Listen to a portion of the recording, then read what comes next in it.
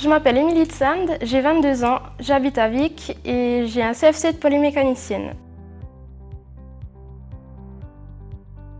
Alors mon grand-papa était découpeur chez Eta et c'est vrai que j'avais fait un stage, ça m'avait déjà bien plu.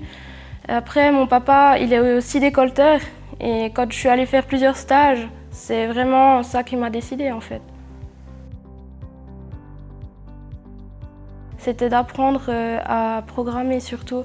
C'est vraiment quelque chose que, ouais, il faut réfléchir et puis c'est ça qui donne la forme aux pièces et c'est vraiment ça qui me plaisait en fait.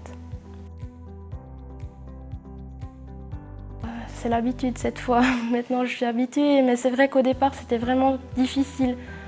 Dans ma classe, j'étais la seule fille, enfin pendant tout mon apprentissage et c'est vrai que ça a été dur. Mais au final, je me suis bien entendue avec eux et puis ça va. Alors ma grand-maman était très contente parce que je suivais un peu les traces de mon papa. Par contre, mon autre grand-maman était pas très contente parce que j'avais les notes pour aller au lycée, mais je préférais faire un apprentissage puis faire quelque chose de mes mains en fait. Mais en général, ils étaient contents. Pour certaines choses, c'est un avantage. Vu qu'on est un peu plus petite, c'est un avantage parce qu'on peut aller vraiment chercher certaines pièces qui sont plus compliquées que pour les hommes, qui ont des plus grandes mains quand même.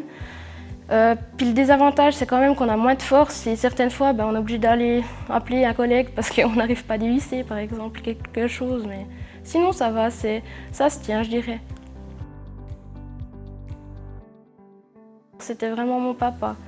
Quand je suis allée faire mon stage, c'était vraiment le plus beau métier que j'avais vu et puis ouais, j'aimais vraiment ce qu'il faisait en fait. Et puis comme il le faisait, puis la passion qu'il m'a transmise, c'est ça qui m'a décidée.